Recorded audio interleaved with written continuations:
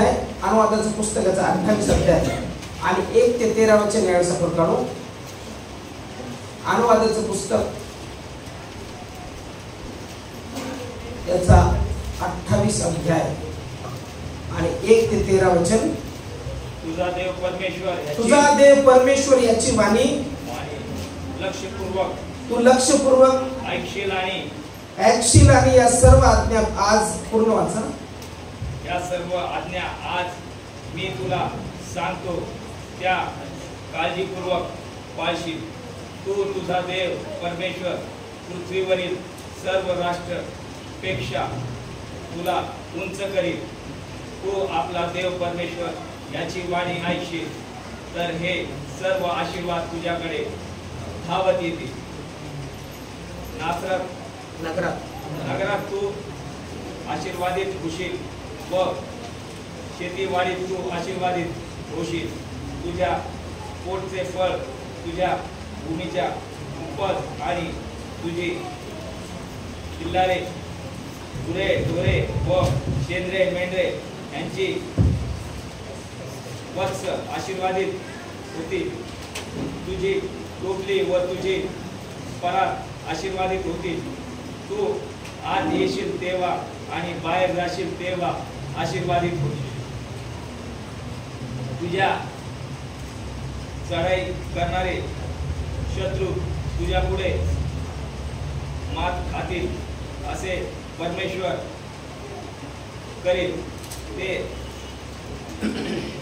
एका वाटेने तुझ्यावर चालून येतील पण तुझ्यावर मात 7 वाटांनी पळून जातील. तुझ्या धान्याच्या मध्ये सांगितलेले की आज्ञाधारकपणा म्हणजे ज्यावेळेस आम्ही परमेश्वराच्या आज्ञेचं पालन करू किंवा ज्यावेळेस आम्ही परमेश्वराच्या आज्ञेचा स्वीकार करू त्यावेळेस हे सगळे आशीर्वाद आम्हाला प्राप्त होतील. मग इथं काय म्हटलेलं आहे, सगळे म्हणजे सगळे आशीर्वाद. प्रत्येक गोष्टीमध्ये परमेश्वर तुला आशीर्वादित करेल. तुझा देव परमेश्वर याची वाणी तू लक्षपूर्वक ऐकशील आणि ह्या ज्या सर्व आज्ञा मी तुला सांगतो त्या काळजीपूर्वक पाळशील तर तुझा देव परमेश्वर पृथ्वीवरील सर्व राष्ट्रांपेक्षा तुला उंच करेल. सर्व राष्ट्रांपेक्षा उंच करेल. तुझं जाणं सुरक्षित करेल, तुझं येणं सुरक्षित करेल. इथं म्हटलेले तू नगरात आशीर्वादित होशील, शेतीवाडीत आशीर्वादित होशील. तुझ्या पोटचे फळ, तुझ्या भूमीचं उपज, तुझे खिल्लारे, गुरे ढोरे, शेरडे मेंढरे याचे वस्त्र आशीर्वादित होतील. तुझी टोपली, तुझी परात आशीर्वादित होतील. तू आत येशील तेव्हा आशीर्वादित होशील, बाहेर जाशील तेव्हा आशीर्वादित होशील. हे पवित्र शास्त्र सांगतं तू आशीर्वादित होशील. इथं आशीर्वादित म्हटलेलं आहे म्हणजे परमेश्वरापासून भरभराट आहे. जो कोणी परमेश्वराच्या आज्ञेचं पालन करतो, त्याच्या नियमांचं पालन करतो त्या प्रत्येक व्यक्तीसाठी परमेश्वरापासून अशी भरभराट येईल असं पवित्र शास्त्र या ठिकाणी सांगतं. म्हणून ही भरभराट जी आहे ती प्रत्येकासाठी आहे.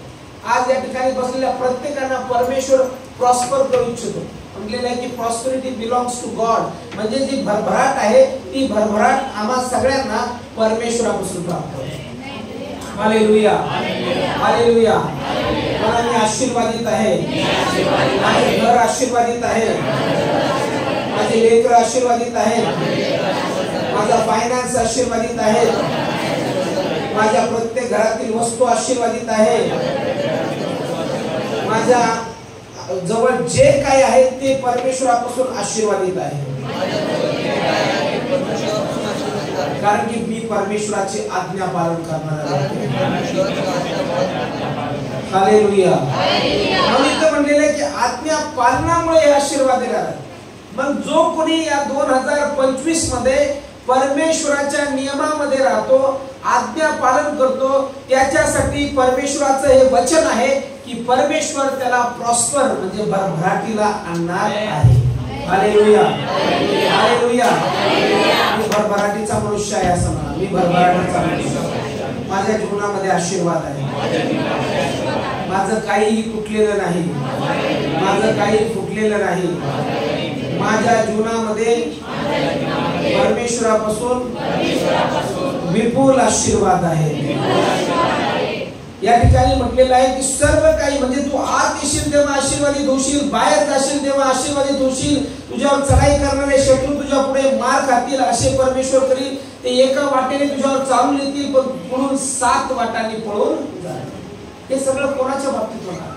हे सगळं जो परमेश्वराच्या आज्ञेचं पालन करणारा व्यक्ती आहे, परमेश्वराच्या सानिध्यात राहणारा व्यक्ती आहे, त्याच्या जीवनात होणार. जर आम्ही परमेश्वराच्या आज्ञेचं पालन करत आहोत, परमेश्वराचं वचन आम्ही स्वीकारलेलं आहे आणि त्याच्या मार्गाने जर चालत आहोत, तर परमेश्वर म्हणतो की या येणेप्रमाणे हे इस्रायलाचे आशीर्वाद आहे. इस्रायल म्हणजे देवाचे निवडलेले लोक. आणि आजच्या काळामध्ये जो कोणी येशूवर विश्वास ठेवतो, जो कोणी जिवंत देवावर विश्वास ठेवतो, त्या जिवंत देवावर विश्वास करणाऱ्या प्रत्येकासाठी आशीर्वाद आहे. मग आज इथं आम्ही बसलेलो आहोत, मग आमच्यासाठी देखील परमेश्वराने आशीर्वाद ठेवलेला आहे. जो कोणी परमेश्वराच्या सानिध्यात आहे त्याच्यासाठी हे आशीर्वाद ठेवलेले आहे. मग हे आशीर्वाद आम्हाला प्राप्त करण्यासाठी त्याचं भय आणि त्याचं आज्ञा पालन करणं फार गरजेचं आहे. पवित्र शास्त्र आम्हाला त्याच्या भयाबद्दल सांगतं, आज्ञा पालनाबद्दल सांगतं. आणि ज्यावेळेस त्या आज्ञेचं पालन आम्ही करतो त्यावेळेस ते आशीर्वाद आमच्या जीवनामध्ये येतात. आता नवीन वर्षाला बऱ्याचशा वेळेस काय होतं, नवीन वर्षाला आम्ही संकल्प करतो. काय तुम्ही करता का काही संकल्प? 1 तारीख आल्यानंतर काहीतरी संकल्प करतो. जे व्यायाम करत असतील ते काय म्हणतात, आता मी व्यायाम करणार आहे. यांचं वजन खूप वाढलेलं आहे ते काय म्हणतात, आता मी 10 किलो वजन कमी करणार आहे. आता काही जण म्हणतात की मी खूप खाणारा व्यक्ती आहे, मी खाणं थोडं कमी करणार, मी माझ्या तोंडाला आवडत नाही, मी खूप गोड खातो, मी आता काय करणार आहे, गोड खाणार नाही. किती दिवस टिकतो बरं संकल्प? हार्डली 1 महिना लय झाले, 8 दिवस खूप झाले. आज संकल्प केला, 1 दिवस कसा तरी काढला. सकाळीच तुम्ही जाताना मिलन मिठाई तुम्ही एवढा मोठा बॉक्स घेऊन येतात, एका महिन्यात एक खाता. किंवा कोणाचं लग्न वगैरे असलं 1 गुलाबजामुन नाही खाणार तुम्ही, 15-20 गुलाबजामुन. संकल्प म्हणजे जो माणूस योजतो किंवा आखतो ते करत नाही. 1 तारखेला मी बरेचसे लोक बघितले, 1 तारखेला होतात आता मी असं करणार आणि असं वागणार. मी राग करत होतो, मी राग सोडून दिला. आणि दुसऱ्या दिवशी काय, दुसऱ्या कशाला 31च्या रात्रीच बायको रुसती किंवा नवरा रुसतो, तिचं तोंड तिकडं, नवऱ्याचं तोंड तिकडं. नाही happy new year, new year गेलं बरोबर ना, होतात कशाचं न्यू इयर कशाचं काय. संकल्प जे करतो माणूस ते संकल्प टिकत नाही, विचार जुळत, वैचारिक मतभेद तयार होतात. आणि दुष्टाला तेच पाहिजे असतं की मनुष्याने परमेश्वराचं भय धरू नये आणि त्याच्या जीवनामध्ये कॉन्फ्लिक्ट, भांडण निर्माण व्हावेत आणि त्याने काय करावं, त्याचं वर्ष ते सगळं उद्ध्वस्त. पूर्ण वर्ष तुम्ही 1 रात्र खराब करा, तुमचं पूर्ण वर्ष 1 तारखेपासून 31 तारखेपर्यंत घरात वादच वाद सुरू होतो. म्हणून मी तुम्हाला म्हटलं की ज्यावेळेस तुम्ही सुरुवात करता त्या सुरुवात देवाच्या घरातून करा. देवाच्या घरातून ज्यावेळेस आम्ही सुरुवात करतो, माझा विश्वास आहे आज जे देवाच्या घरातून सुरुवात करत आहे तुमच्या घरात ते आशीर्वाद इथून तिथं जातात. सुरुवात करत असताना देवाच्या घरात. म्हणून नवीन वर्षाचं तोंड चांगलं ठेवायचं. सकाळी उठल्यानंतर ग्रीटिंग्स द्यायचे. आता चर्च सुटल्यानंतर एकमेकांना ग्रीटिंग्स द्यायचं. आणि जर कोणी घेत नसेल तर त्याला करायचं, जे स्वीकारतात त्यांना द्या. बरेचसे लोक स्वीकारत नाही, मी असं ऐकलं. त्यांना जाऊन चांगलं बोललं तर, चांगलं जरी बोललं तर ते स्वीकारत नाही, त्यांना देऊ नका. पण जे खरंच चांगले आहेत आणि ज्यांना वाटतं की मी ग्रीटिंग स्वीकारतो आणि हे घेऊ शकतात माझी ग्रीटिंग्स, शुभेच्छा, त्यांना जाऊन शुभेच्छा द्या, चांगल्या तोंडाने शुभेच्छा द्या आणि म्हणा की हॅपी न्यू इयर. हे वर्ष तुम्हाला आशीर्वादाचं, हे वर्ष तुम्हाला भरभराटीचं. परमेश्वराने आमच्या जीवनासाठी आशीर्वाद ठेवलेला आहे. ज्यावेळेस जो व्यक्ती परमेश्वराचं भय धरतो, आज्ञा पालन करतो, त्याच्या घरामध्ये ते आशीर्वाद येतात. काही ख्रिस्ती लोक असे ते ख्रिसमस साजरा करत नाही, न्यू इयर साजरा करत नाही. त्यांना असं वाटतं सगळे दिवस समान आहेत, पण माझ्या दृष्टीने सगळे दिवस समान नाहीत. काही दिवस खास आहेत आणि त्या खास दिवसाला खास महत्त्व दिलंच पाहिजे. नवीन वर्षाला आम्ही एकमेकांना ग्रीटिंग्स दिल्याच पाहिजे. नवीन वर्षाला देवाची आराधना केलीच पाहिजे. नवीन वर्षाची सुरुवात परमेश्वराच्या घरातून झालीच. हे आमचं तत्व आहे. रोज रोज आम्ही साजरा करत नाही, आम्ही साजरा करतो परमेश्वराने नेमून दिलेले दिवस आणि ते दिवस आमच्यासाठी आनंदाचे असावे. म्हणून या ठिकाणी जो परमेश्वराचे भय धरतो, नियमित परमेश्वराच्या आज्ञेत राहतो, त्या व्यक्तीसाठी आशीर्वाद आहेत असं म्हटलेलं आहे. मग सगळं त्याचं जीवन आशीर्वादित होणार आहे. म्हणून इथं बसलेल्याने एक संकल्प करा किंवा इथं बसलेल्याने एक डोक्यात असा विचार घ्या की आजपासून परमेश्वराने माझं जे दारिद्र्य आहे, माझी जी गरिबी आहे, माझी जे सिच्युएशन आहे, माझे जे प्रॉब्लेम्स आहेत, माझ्या ज्या समस्या आहेत त्या 2024 मध्ये काढून टाकलेल्या आहेत आणि 2025 मी येशूच्या नावामध्ये सुरुवात करत असताना हे वर्ष माझ्यासाठी आशीर्वादाचं आहे. हे वर्ष माझ्यासाठी सामर्थ्याचं आहे. हे वर्ष माझ्यासाठी अद्भुत कृपा आणणार आहे. हे वर्ष माझ्या लेकरांसाठी अद्भुत राहणार आहे. Hallelujah, hallelujah. स्पिरिट फिल बना, पवित्र आत्म्याने भरलेले बना. देवाच्या आत्म्याची वाणी ऐकताना करा. आज सकाळी उठून ज्यावेळेस मी प्रेयर रूम मध्ये प्रार्थना करत होतो त्यावेळेस त्या रूम मध्ये मी पडून प्रार्थना करत होतो आणि प्रार्थना करत असताना मला अशी जाणीव झाली की देवाचा आत्मा तिथं आहे आणि तो माझ्या वरती शरीरावरती आहे आणि तो म्हणत आहे मला असं अंगावरती, सर्व अंगावरती माझ्या शहारे आले आणि तो आत्मा मला बोलत होता की हे वर्ष मी तुझ्यासाठी आशीर्वाद देवा असं सांगितलं मला कुठं भेटेल, असं दिवस मला कुठं भेटतील. मी माणसाच्या सानिध्यात राहिलो, मी लोकात राहिलो, पण मला असं कधीच जाणीव होत नाही. पण ज्या ज्यावेळेस मी प्रार्थना करतो, ज्या ज्यावेळेस तुझ्या सानिध्यात पडून राहतो त्या त्यावेळेस मला ती जाणीव होती की तू माझ्या बरोबर आहेस.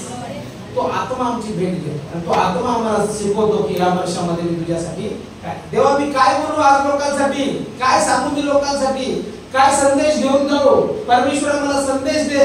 रात्री मला संदेश प्राप्त झाला नाही, सकाळी प्रार्थना करत होतो, मी म्हणलं आज संदेशच प्राप्त होत नाही, मी काय सांगू, कारण मला लोकांना तर बोलायचं आहे पण मी तू बोलल्याशिवाय मी बोलणार नाही. मी संदेश असा तयार करत नाही, जस्ट आलो आणि अभ्यास केला तयार करत. मी त्याला मागतो जो आला त्याच्यापासून येतो. पवित्र आत्मा मला सांग. सकाळी सकाळी मला संदेश प्राप्त झाला, आज तू बोल की हे वर्ष तुमच्यासाठी भरभराटीचं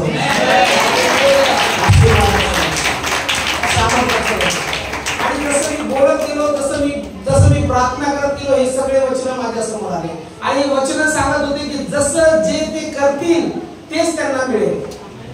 जे तुम्ही कराल ते प्राप्त होईल. म्हणजे जसे पेराल तसं ते उगवल्या जाईल.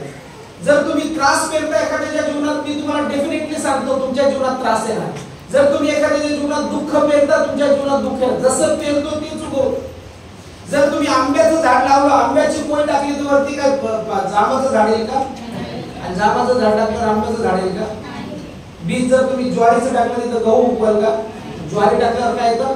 ज्वारी. गहू टाकल्यावर गहू येते. आंब्याचं कोय लावल्यावर आंब्याचं झाड येतं. म्हणजे जे बीज ते येतं. मग तसंच मनुष्याचं जीवन आहे. जे मी माझ्या जीवनातून लोकांसाठी पेरतो, मी माझ्या बायकोसाठी द्वेष पेरतो, माझ्या जीवनात एक दिवस द्वेष येईल. मी माझ्या जीवनात बायकोसाठी राग पेरतो, एक दिवस माझ्या जीवनावर राग येईल, लोक क्रोध करतील माझा. बस जर मी कोणाच्या जीवनात दुष्ट पेरतो तर माझ्या जीवनात दुष्टता येईल, कारण मी जसं पेरतो तसं. मी जर प्रेम पेरतो, मी जर लोकांवरती प्रीती करतो तर एक दिवस असं आहे की ती पेरणी परत वापस येईल आणि उगवेल ते प्रेम माझ्या जीवनात उगवेल. जर मी पैसा पेरतो तर माझ्या जीवनात पैशाचे आशीर्वाद भरभराटीला येतील. जे पेरतो ते उगवतो. म्हणून परमेश्वराचं वचन या ठिकाणी सांगतं की भरभराट ही परमेश्वरापासून आहे आणि ज्याचं भय, परमेश्वराचं भय जो व्यक्ती पाळतो त्याच्या जीवनामध्ये त्याला कोणत्याच गोष्टीची कमतरता भासत नाही. म्हणून म्हटलेलं तू काय 13 वचन होतं, 11-12 वचन, परमेश्वर तुझ्यासाठी आपले उत्तम भंडार म्हणजे आकाश खुले करून तुझ्या भूमीवर योग्य ऋतूत पाऊस पाडील व तुझ्या हातच्या सर्व कामाला बरकत देईल. तू पुष्कळ राष्ट्रांना उसने देशील पण तुला कोणाकडून उसने घ्यावी लागणार नाही. म्हणजे असे दिवस येतील की त्या दिवसामध्ये तू पुष्कळ राष्ट्रांना उसने देशील आणि तुला घ्यावं लागणार नाही. कसं काय होणार आहे सगळं? काही जण म्हणतात आम्ही कर्जात आहोत, आम्ही त्रासात आहोत, पण कर्ज किंवा परिस्थिती बदलणारा परमेश्वर आहे. ज्यावेळेस कर्ज आमच्या जीवनात येतं, त्रास आमच्या जीवनात येतो, ज्यावेळेस आम्ही परमेश्वराचं भय बाळगतो आणि त्याच्या आज्ञेप्रमाणे करतो त्यावेळेस परमेश्वर कर्ज देखील पलटवतो. जे सर आपल्या इथे येऊन गेले, काय नाव त्याचं, कुडली सर, ते खूप साऱ्या कर्जामध्ये होते, त्यांचं घर जप्त व्हायची वेळ आलेली होती. तर त्यांनी सांगितलं की त्याच वेळेत आम्हाला देवाचं वचन प्राप्त झालं आणि मग पेरणीबद्दल आम्ही शिकलो आणि आमच्या कर्जाच्या त्रासामध्ये आम्ही पेरणी करायला सुरुवात केली.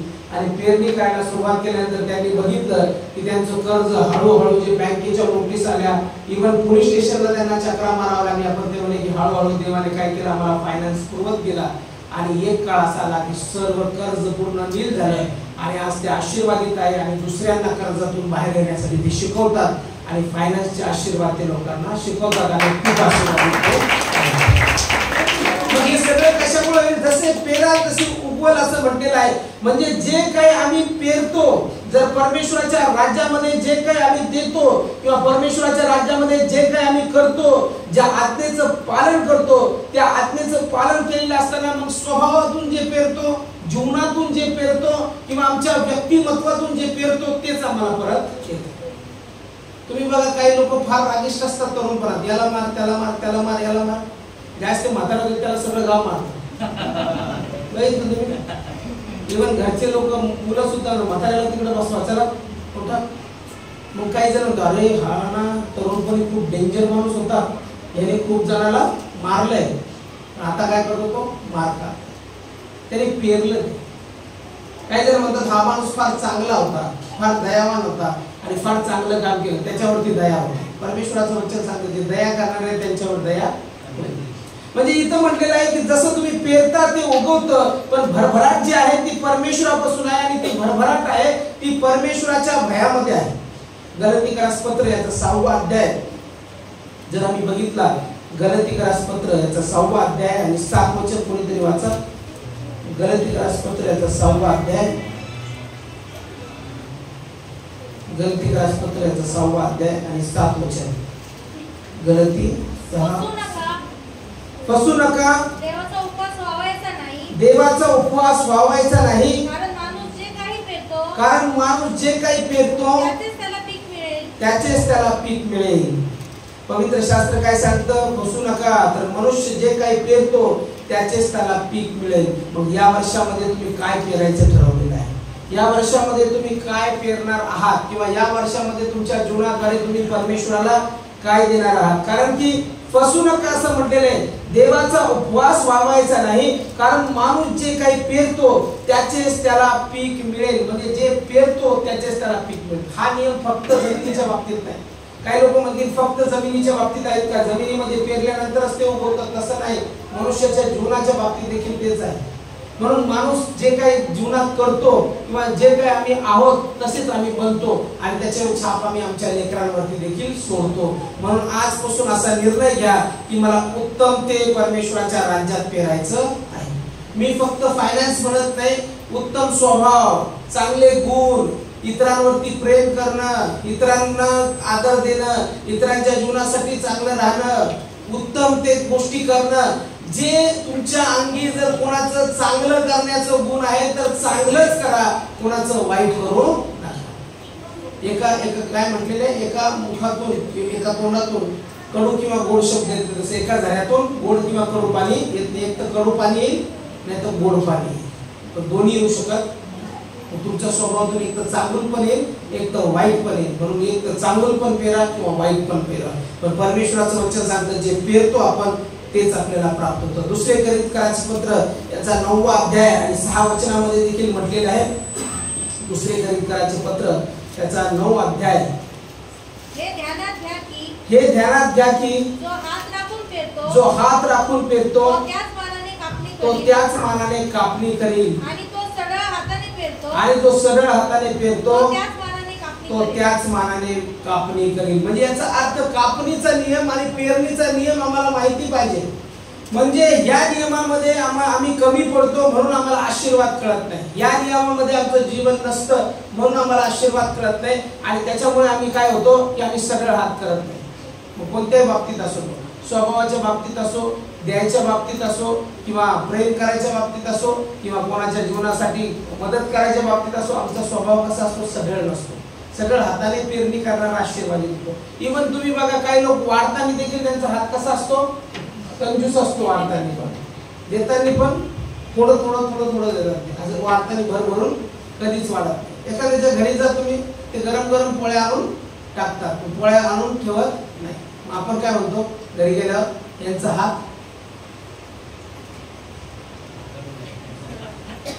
कसा आहे? सगळं. ते तसं नसतं, ते गरम देत असतात. काही लोकांना लगेच जज करू नका. म्हणजे बऱ्याचशा वेळेस पेरणीचा नियम आहे. या ठिकाणी काय म्हटलेलं आहे की ज्या मानाने तो देतो किंवा हात राखून पेरतो तो त्याच मानाने कापणी करेल. हात राखून पेरणं म्हणजे काय? एकाच अर्थाने परमेश्वराचं वचन या ठिकाणी सांगत नाही, आमच्या स्वभावाबद्दल बोललेलं आहे, आमच्या जीवनाबद्दल देखील बोललेलं आहे की आमचा स्वभाव कसा आहे आणि जे काही स्वभावातून पेरतो तेच आम्हाला उगवल्या जातं. म्हणून या ठिकाणी म्हटलेलं आहे की जर आम्ही सगळं हाताने पेरतो तर त्याच मानाने कापणी करू, म्हणजे संकोच न बाळगता जे आम्ही पेरतो ते आम्हाला प्राप्त होतं. शेतकरी ज्यावेळेस पेरतो त्यावेळेस त्याला त्या मानाने प्राप्त होतं, आणि जर सगळं हाताने पेरत नसला तर त्याला त्या मानाने प्राप्त होत नाही. म्हणजे जे पेरतो तेच आम्हाला उगवल्या जातं. नीतिसूत्राचं पुस्तक याचा 22 अध्याय आणि 8 वचनामध्ये सांगितलेलं आहे. नीतिसूत्र 22, नीतिसूत्र याचं 22 अध्याय आणि 8 वचन. जो दुष्कर्म पेरतो तो अनर्थाची कापणी करतो, तो अनर्थाची कापणी करतो, त्याच्या क्रोधाचा सोटा व्यर्थ होईल. जो दुष्कर्म पेरतो, बघा दुष्कर्म पेरणारा तो अनर्थाची कापणी करतो. म्हणजे जो वाईट पेरतो, जो दुष्कर्म पेरतो, कोणाच्या जीवनामध्ये वाईट व्हावं. काही लोक असतात ना, सतत एखाद्याबद्दल काय असतं त्यांच्या मनात राग असतो आणि त्यांना काय वाटतं या माणसाचं चांगलं होणं, या माणसाचं वाईट व्हावं, म्हणून कशा रीतीने त्याला पाडायचं, कशा रीतीने त्याचं जीवन संपल किंवा कशा रीतीने तो नाश पावल, असं लोकांचं असतं. काही लोक बघा तुम्ही आसुरी आनंद असतो त्यांना, म्हणजे लोक ज्यावेळेस चांगले होतात किंवा समृद्ध होतात त्यावेळेस आपल्याला बरं वाटत नाही, त्यावेळेस कसं वाटतं, दुःख वाटतं. हे सगळ्या माणसाचं आहे. एखादा माणूस जर म्हणला की बघा मला ना आता या महिन्यामध्ये 5 लाखाचा लाभ होणार आहे, 5 लाख मला बिझनेस मधून भेटणार आहे, त्याचा शेजारी खुश होतो, कसं ऐकून दुःखी होतो. म्हणजे माणसाला कसं असतं, दुसऱ्याचं सुख पाहावं नाही. दुसरा जर प्रॉस्पर झाला, प्रॉस्पर म्हणजे भरभराटीचा आला, तर ऑटोमॅटिक आपल्या मनामध्ये काय तयार होतं, जेलसी तयार होतं, आणि असं वाटतं मी का तसा. तसं कधीच विचार करायचा नाही. प्रत्येकाला देवाने वेगळं वेगळं बनवलेलं आहे. तुम्ही म्हणतात त्याने तसा बिझनेस केला, मी पण तसाच बिझनेस करत, तर रॉंग. कारण की त्याला देवाने तसं बनवलेलं आहे, तो त्या बाबतीत तसा ग्रोथ होत आहे, तो तसाच वाटणार. तुमचं कॉलिंग वेगळं आहे.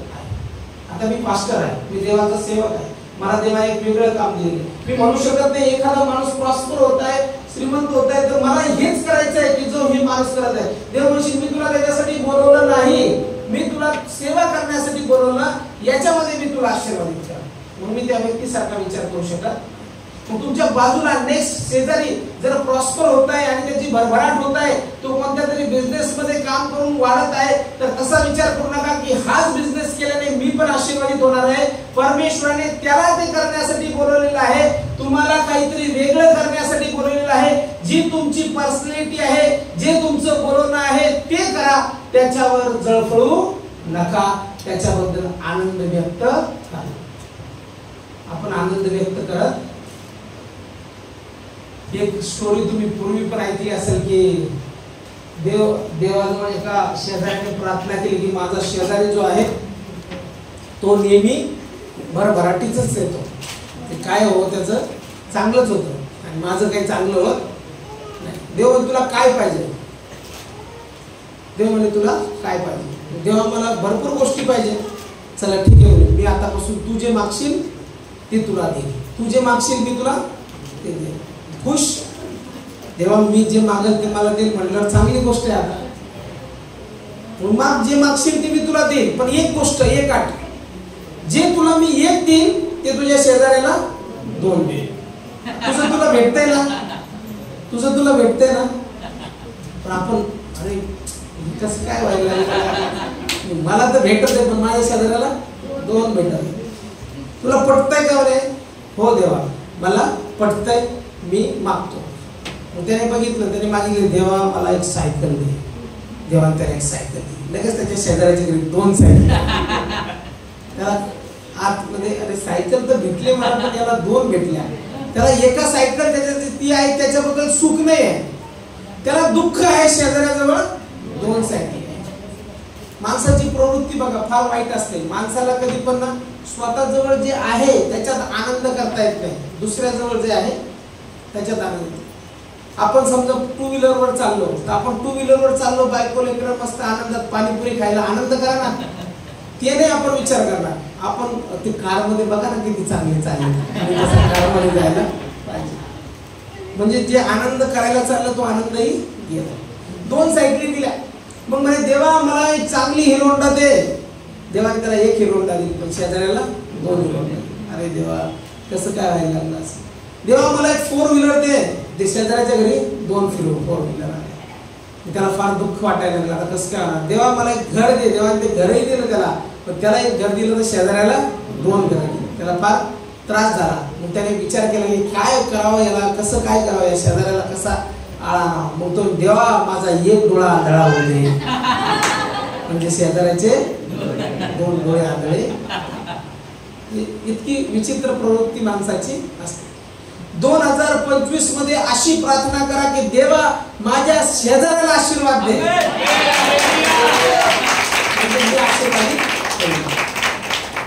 दुसऱ्यांबद्दल कुडायचं नाही.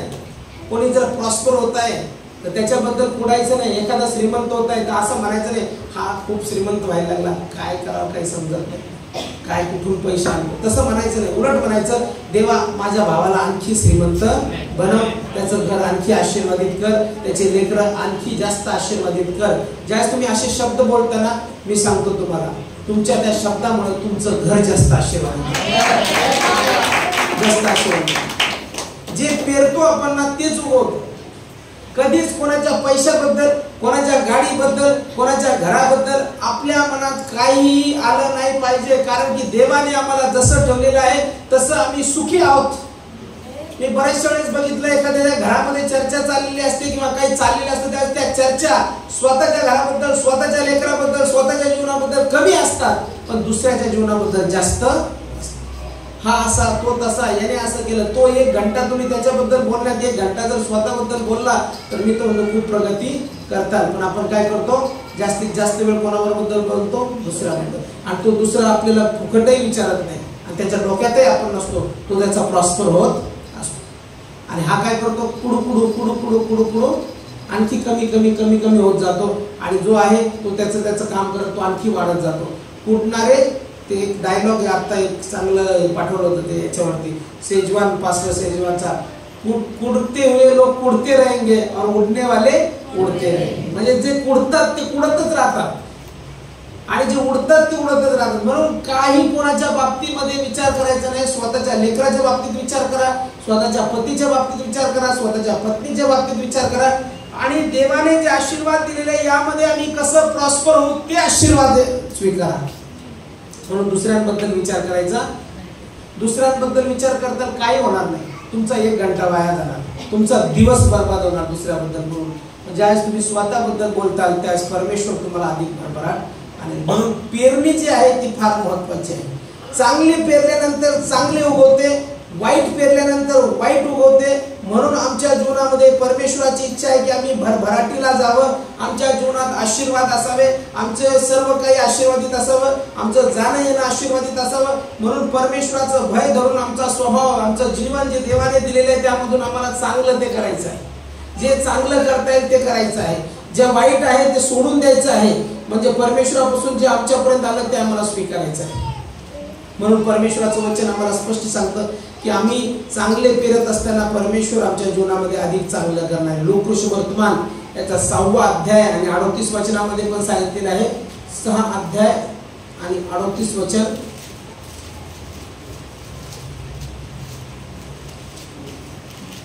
द्या म्हणजे तुम्हाला दिले जाईल, चांगले माप दाबून हलवून शीख भरून व तुमच्या पदरी घालतील. कारण ज्या मापाने तुम्ही मापून द्याल त्याच मापाने तुम्हाला परत मापून देण्यात येईल. द्या घ्या द्या घ्या का सांगितलेलं आहे. पेरा उगवेल का सांगितलेलं आहे. दिल्यानंतर चांगलं, दिल्यानंतर चांगलंच परत येईल का सांगितलेलं आहे. का वचन वेळोवेळी हे सांगतो. मग आपण तर म्हणून काय गरज नाही द्यायची, काय गरज नाही आम्हाला काही पेरायची, काय गरज नाही काय करायची. जर पेरतच नाही तर उगवतच नाही, जर देतच नाही तर येतच नाही. म्हणून पवित्र शास्त्र वेळोवेळी ज्यावेळेस सांगतं त्यावेळेस ते हेच सांगतं की ज्यावेळेस तुम्ही देता त्यावेळेस चांगलं द्या, मापून द्या. म्हणजे देणं सांगितलेलं आहे. आशीर्वाद जे आहेत ते इथं सांगितलेले आहेत की मापून द्या, त्याच मापाने तुम्हाला परत येईल. म्हणजे जसं तुम्ही देताल तेच तुम्हाला परत होईल. मला आज या ठिकाणी स्वभावाबद्दल सांगायचं आहे. आणि तो स्वभाव हा की जो स्वभाव मी लोकांना देतो तो स्वभाव माझ्या वाटेला येतो. जर मी लोकांवरती प्रीती करतो तर प्रीती मला वापस येते आणि ती पण दाबून चांगली प्रीती येते. जर मी राग देतो लोकांना तर तो राग मला परत येतो, कारण की द्वेष माझा लोक करायला लागतात. जर एखाद्याच्या घरात मी भांडणं लावतो तर माझ्या घरात तुफान भांडणं लागतात. जर एखाद्याबद्दल मी कुचकं भाषण करतो तर माझ्या घरात सतत कुचकं भाषण होत राहतं. का? कारण मी पेरणी त्याची केलेली आणि तेच माझ्या घरात उगवलं. म्हणून पेरणी आणि उगवण्याच्या नियमामध्ये परमेश्वरापासून भरभराट असताना या सगळ्या गोष्टी नवीन वर्षामध्ये मला सोडायच्या आहेत आणि या नवीन वर्षामध्ये मला परमेश्वराच्या राज्यासाठी एक भरभराटीचा मनुष्य व्हायचा आहे. म्हणून पवित्र शास्त्र आम्हाला काय सांगतं? मत्तय सुवर्तमान 9 आणि 37-38 वचनमध्ये पीक फार आहे आणि कामकरी थोडके आहे. आणि त्यांनी काय प्रार्थना करावी? पिकाच्या धन्याला प्रार्थना करावी की त्याने त्याचे कामकरी पाठवावे, म्हणजे पीक जे येऊन चुकलेलं आहे त्या पिकाची कापणी व्हावी. म्हणजे आज आम्हा सर्वांना परमेश्वर चांगल्या कामासाठी बोलवत आहे. परमेश्वर आम्हाला इतरांसाठी बोलवत आहे, सुवार्ता सांगण्यासाठी बोलवत आहे आणि चांगलं ते पेरण्यासाठी बोलवत आहे. आणि ज्यावेळेस मी पेरू ते उगवल, म्हणजे सुवार्ता जर पेरू, देवाचं वचन जर पेरू तर देवाचं वचन उगवेल. अनेक लोक तारल्या जातील. म्हणून नवीन वर्षामध्ये आम्ही भरभराटीचे आहोत, आम्ही आशीर्वादित आहोत, पण आमच्या जीवनाद्वारे इतर लोक देखील आशीर्वादित व्हावेत. आमच्या जीवनाद्वारे इतर लोकांना आशीर्वाद मिळावेत. म्हणून वचन सांगितलेले की पीक फार आहे, म्हणजे पुष्कळ लोक आहेत की ज्यांच्यापर्यंत आजपर्यंत वचन गेलेलं नाही. मी सुवार्ता ज्यावेळेस सांगतो त्या सुवार्ता सांगत असताना मी तुम्हाला सांगतो, तुम्ही जितकं बोलता ना त्या बोलण्यापेक्षा जितकं तुम्ही वागता त्याच्यातून जास्त सुवार्ता जाते. तुम्हाला काय वाटतं? पुष्कळ बोलण्याने लोकांचं जीवन बदलतं का? पुष्कळ बोलण्याने लोकांचं जीवन बदलतं. लोक काय बघतात? तुमचं बोलणं बघतात. काय बघतात लोक? जीवन बघतात. तुम्ही चालता कसे, तुम्ही बोलता कसे, तुम्ही लोकात उठता कसे, तुम्ही बसता कसे, तुमचा स्वभाव कसा आहे ते जास्त लोक ऑब्झर्व करतात. लोक तुम्ही किती सुंदर बोलता, किती स्टेजवर चांगले गाता, किती चांगले राहता हे पाहत नाही. तुम्ही कसे लोकांबरोबर वागता त्याच्यातून तुमची सुवार्ता जास्त जाते. लोक तुमच्याकडे पाहून म्हणतात खरंच या माणसाचा देव महान आहे, हा माणूस अद्भुत आहे, खरंच याच्यासाठी काहीतरी मला याच्यासारखं करायला पाहिजे. म्हणून पीक फार आहे. हे पीक जे आहे हे पीक आमच्यासाठी आहे जे भरभराटीचे लोक आहेत, जे आशीर्वादाचे लोक आहेत. त्यांच्यासाठी परमेश्वर म्हणतो की आता तुम्हाला कापणीची वेळ आलेली आहे आणि त्यासाठी तुम्हाला तयार व्हायचं आहे. आणि तयार होत असताना तुम्ही आशीर्वादित लोक आहात, तर हेच आशीर्वाद तुम्ही इतरांच्या जीवनासाठी घेऊन जाणं गरजेचं आहे. म्हणून या ठिकाणी म्हटलेले तुझ्यावर चढाई करणारे शत्रू 7व्या वचनापासून तुझ्या पुढे मार खातील असे परमेश्वर करील. ते एका वाटेने तुझ्यावर चालून येतील पण दुसऱ्याकडून 7 वाटाने पळून जातील. तुझ्या धान्याच्या कोठारांना व तू हात घालशील त्या प्रत्येक कामाला परमेश्वर बरकत देईल. तुझा देव परमेश्वर जो देश तुला देत आहे त्यात तो तुला बरकत देईल. तू आपला देव परमेश्वर याच्या आज्ञा पाळून त्याच्या मार्गाने चालशील तर तो आपल्या शक्तीला जागून तुला आपली पवित्र प्रजा करून स्थिर ठेवील. परमेश्वराचे नाव तुला दिले आहे, पृथ्वीवरील सर्व राष्ट्रे पाहतील तेव्हा त्यांना तुला धाक वाटेल. आणि जी भूमी तुला देण्याचे परमेश्वराने तुझ्या पूर्वजांची शपथ पाहिली होती ती तुझ्या पोटचे फळ, तुझ्या गोरडोरांचे वत्स, भूमीचा उपज याची तुझ्या कल्याणासाठी तो अभिवृद्धी करेल. परमेश्वर तुझ्यासाठी आपले उत्तम भांडार म्हणजे आकाश खुले करून तुझ्या भूमीवर योग्य वसंत ऋतूत पाऊस पाडील व तुझ्या हातच्या सर्व कामांना बरकत देईल. आज या नवीन वर्षानिमित्त परमेश्वर म्हणत आहे की मी भरभराटीचा मनुष्य आहे, तुम्ही भरभराटीचे लोक आहात. परमेश्वर म्हणत आहे की तुम्ही परमेश्वराचं भय धरून जे काही पेरत आहात त्या पेरणीनुसार भरभराट तुम्हाला प्राप्त होणार आहे. म्हणून आज नवीन वर्षामध्ये इथून जात असताना म्हणत जा, असं घरी बोलत जा की परमेश्वर आम्ही चांगली पेरणी करणार, मी द्वेष पेरणार नाही, मी राग पेरणार नाही, मी फूट पेरणार नाही, मी मतभेद पेरणार नाही, मी कोणाचं मनामध्ये काही धरणार नाही. परमेश्वर मी सगळ्यांना क्षमा करत आहे, मी प्रीती पेरत आहे, प्रेम पेरत आहे, इतरांसाठी चांगलं करण्याचं ते पेरत आहे. आणि माझा विश्वास आहे जी पेरणी मी करेन ती भरभराटीस येईल आणि ते उगवल आणि माझ्या जीवनामध्ये आशीर्वाद येतील. म्हणून नवीन वर्षानिमित्त चांगलं पेरा, चांगलं उगवेल. जे स्वभाव तुमचा आहे जुना स्वभाव, घाणेरडा स्वभाव टाकून द्या. आजही जर जुन्या स्वभावामध्ये तुम्ही जगत असाल, न बोलण्याच्या, कोणाला राग धरण्याच्या किंवा द्वेष करण्याच्या, संकटात पाडण्याच्या, त्रास पाहण्याच्या आणि तो पडल्यानंतर आनंद करायचा तो स्वभाव सोडून द्या. कट करा तो स्वभाव आणि चांगला स्वभाव बघा.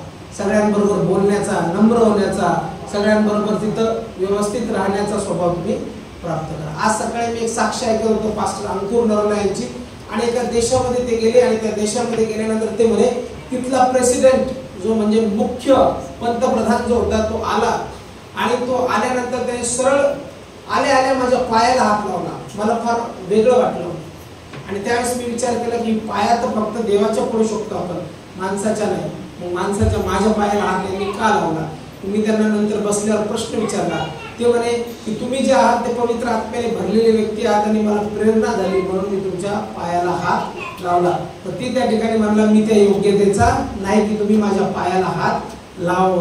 पायाला हात लावायचा तर फक्त प्रभू येशू ख्रिस्ताच्या पायाला हात तुम्ही लावू शकता. पण मला त्या माणसाची नम्रता त्या ठिकाणी दिसून आली की इतकं मोठं सैन्य, इतके लोक त्याच्या अंडर असताना, इतक्या मोठ्या देशाचा पंतप्रधान असताना देखील ज्यावेळी देवाचा सेवक त्या ठिकाणी आत गेला त्यावेळेस त्याच्या जीवनातून मला नम्रता दिसली. पण आपण काहीच नसतो, पण आपण काय करतो आपण समोरच्या दिसणाऱ्या व्यक्तीला लवकर प्रेस द लॉर्ड करत, चेअर सुटल्यावर तिथंच काही जण उभं राहतात सु कोणाला हात मिळवला किंवा मिळवला की पाहिलं असं पाच सुद्धा नाही, मन भरून असं डोळ्यात काही जण डोळे टाकत नाही. पहा एखाद्याच्या आपण इथं सगळे भाऊ बहीण आहे, इथं कोणी विचित्र नाही आहे. इथं विचित्र लोक नाही, इथं राहू पण शकत नाही. इथं पवित्र आत्म्याचं सांगितलंय. पण बहिणींना पण माझं म्हणणं आहे, भावाकडे पाहताना काही लाजू बिजू नका. हे सगळे आपले भाऊ आहेत, या सगळ्या आपल्या बहिणी आहेत. इथं पवित्र वातावरण आहे, इथं काही चुकीची घटना घडणार नाही, चुकीच्या गोष्टी घडत नाही. म्हणून एखाद्याने बोलताना स्ट्रेट बोला, प्रेज द लॉर्ड करा, ग्रीटिंग्स द्या, आभार माना, त्यांच्याबरोबर राहा. कारण की आपण सगळी मंडळी आहोत, आणि मंडळी या नात्याने जर एवढा मोठा पंतप्रधान लीन नम्र होतो, आपण तर पंतप्रधान नाहीच, आपण घरचे पण पंतप्रधान. आपण एकमेकांबरोबर चांगलं ते पेरणी करणं गरजेचं आहे. नवीन वर्षामध्ये भरभराटीला येण्यासाठी परमेश्वराचं भय, आणि माझ्या जीवनातून मी कोणाला दुखवणार नाही, माझ्या जीवनातून मी चांगली पेरणी करेन, हा संदेश आपण घरी घेऊन जाऊया. म्हणून घरी जात असताना नवीन वर्षाच्या तुम्हाला हार्दिक शुभेच्छा. चांगलं ते पेरा. जर तुम्ही इतरांसाठी चांगलं करताल तर तेच चांगलं तुमच्यासाठी बॅक येईल, आणि तुमचं घर आशीर्वादित होईल, तुम्ही आशीर्वादित होता. देव तुम्हाला आशीर्वादित